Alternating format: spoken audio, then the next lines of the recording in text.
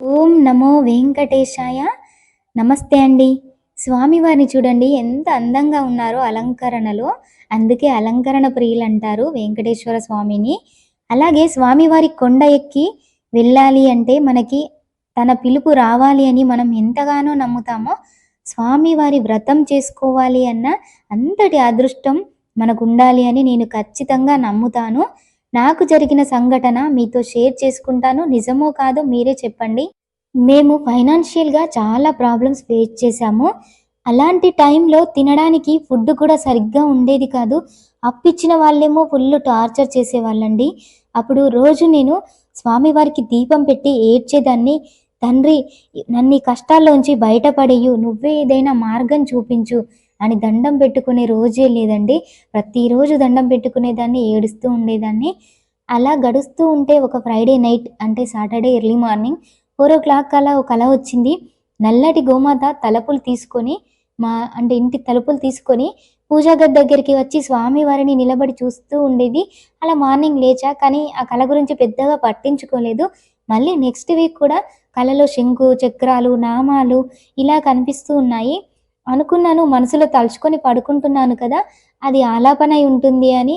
ఆ రోజు కూడా నేను పెద్దగా పట్టించుకోలేదు ఆ కలని. ఇక థర్డ్ వీక్ వచ్చేసరికి డైరెక్ట్‌గా ఈసారైతే పిండి దీపాలు కనిపించాయి. అప్పుడు అనిపించింది స్వామివారు ఏదో హింట్ ఇస్తున్నారు, ఏదో చెప్తున్నారు నాకు.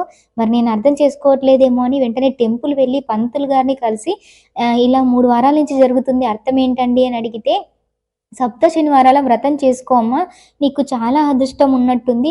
స్వామివారే నీకు కలలో తెలిపారు అంటే ఆ తండ్రి ఆజ్ఞ నీకు ఇచ్చారు అని అర్థం. అనగానే నాకు చాలా ఆనందం వేసింది. వెంటనే వ్రత విధానం పంతులు గారిని అడిగి తెలుసుకొని నెక్స్ట్ వీక్ అయితే నేను స్టార్ట్ చేశాను. ప్రెజెంట్ అయితే మాకు నిజంగా చెప్తున్నాను పాజిటివ్ వైబ్స్ అయితే ఉన్నాయండి. ఇంకొకటి ఈ వ్రతం చేయాలి అంటే అప్పు చేసి ఆడంబరంగా చేయాల్సినంత అవసరం కూడా లేదు. మనకు ఉన్న దాంట్లో మనస్ఫూర్తిగా భక్తితో ఏమి సమర్పించినా ఆ స్వామి స్వీకరిస్తారు. మన భక్తి గనుక నచ్చితే ఖచ్చితంగా కరుణిస్తాడండి. నమ్మకంతో వ్రతం అయితే స్టార్ట్ చేయాలి. అలాగే ఈ వ్రతం స్టార్ట్ చేయడానికి ముందు మనమైతే ముడుపు వేసుకోవాలి. ఆ ముడుపు వేసి మనం కోరిన కోరిక నెరవేరితే గనక స్వామి తిరుమలకి వస్తాను ముడుపు తీసుకొని అని దండం పెట్టుకోవాలి. నేను అలాగే స్టార్ట్ చేశాను.